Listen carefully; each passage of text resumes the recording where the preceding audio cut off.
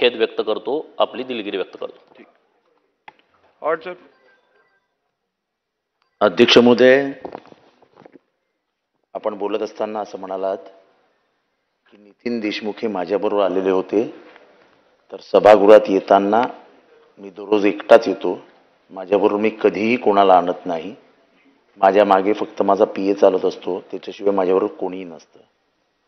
मी कधीही कोणाच्या पासवर सही करत नाही आणि कोणाला पासही इश्यू करत नाही. त्याच्यामुळे रेकॉर्डवर चुकीचं येऊ नये की नितीन देशमुख यांना मी घेऊन आलो होतो, आपल्या ताब्यात आहेत ते, त्यांना आपण विचारा ते कसे आले होते. त्यामुळे मी हे कृत्य करण्यास भाग पाडलं असं कुठेही महाराष्ट्रात समज होऊ नये म्हणून मी स्पष्टीकरण देतो आहे. चुकीचं रेकॉर्डवर येऊ नये. काल जेव्हा ही घटना घडली तेव्हा मी सभागृहातच नव्हतो, मी परिसरात पण नव्हतो. मी जेव्हा ही घटना घडली तेव्हा मरीन लाईन्समध्ये होतो. त्याच्यामुळे ह्या घटनेशी डायरेक्ट किंवा इनडायरेक्ट असा माझा कुठलाही संबंध नाही. मी ही घटना घडावी म्हणून कोणाला उद्युपित केलं का, तर तसंही केलं नाही. मी कोणाला खुणवलं का, तर तसंही केलं नाही.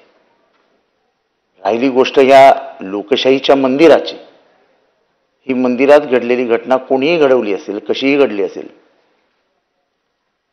तर या मंदिराच्या ह्या इमारतीच्या प्रत्येक दगडामध्ये लोकशाही जिवंत आहे. हा मंदिरात झालेली ती अप्रिय घटना ही कशी घडली, काय घडली, हे माननीय मुख्यमंत्र्यांनाही आम्ही सांगितलं. टीव्हीच्या सगळ्या चॅनल्सवरतीही आहे आणि त्याच्या जवळपास मीही आपल्याला कुठे दिसत नाहीये. त्यामुळे झालेली घटना कोणामुळे घडली, का घडली याच्याबद्दल मला बोलायचं नाही. पण अध्यक्ष महोदय, मी आपल्याकडे काल निवेदन केलं होतं की माझ्या व्हॉट्सअपवरती, माझ्या ह्याच्यावरती मला अत्यंत गलिच्छ भाषेमध्ये शिवीगाळ करण्यात आली, मला मारण्याची धमकी देण्यात आली. मला बोलू द्या अध्यक्ष महोदय. त्याच्याबद्दल या विषयावरती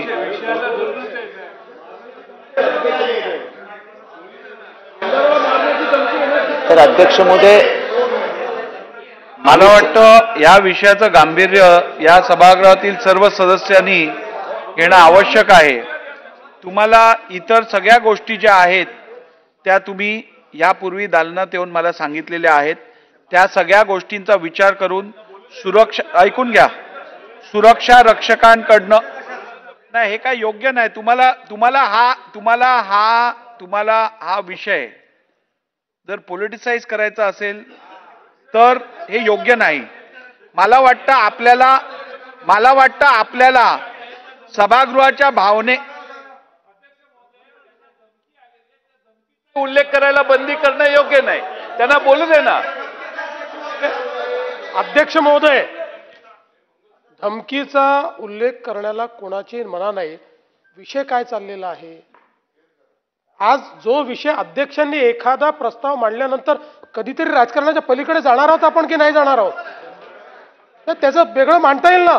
पण एक विषय जर अध्यक्षांनी मांडला, एक निर्देश अध्यक्षांनी दिला आहे, असं नाही होत. जयंतराव कुठेतरी, हे बघा जयंतराव, एका गोष्टीत आपण एक लक्षात ठेवा, फार सिनियर आहात आपणही लक्षात घेतलं, ही प्रतिष्ठा काही कोण्या व्यक्तीची नाही, इथे बसलेल्या प्रत्येकाची प्रतिष्ठा या ठिकाणी खराब झाली आहे. आज या ज्या शिव्या बाहेर पडतायत त्या काही एकट्या पडळकरला किंवा यांच्या माणसाला नाही पडत आहेत. आपल्या सगळ्यांच्या नावाने या ठिकाणी बोललं जातं की हे सगळे आमदार माजले म्हणून. जरा काही गांभीर्याने घ्या. ही प्रत्येक गोष्ट अशी पॉलिटिसाइज करून आपण महाराष्ट्रातल्या जनतेला काय सांगणार आहोत जयंतराव, हे बरोबर नाहीये. अशा प्रकारे समर्थन करणं योग्य नाहीये. मला वाटतं जी घटना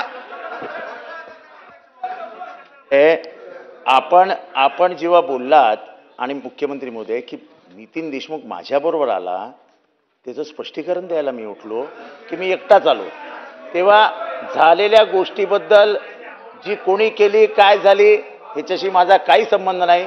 पण जे झालं ते चुकीचं झालं आणि त्याच्याबद्दल मला वाईट वाटतंय. ठीक आहे. मी फक्त रेकॉर्डवरती एवढं आणू इच्छितो, या संदर्भात दोन्ही सन्मान्य सदस्यांनी सभागृहात दिलगिरी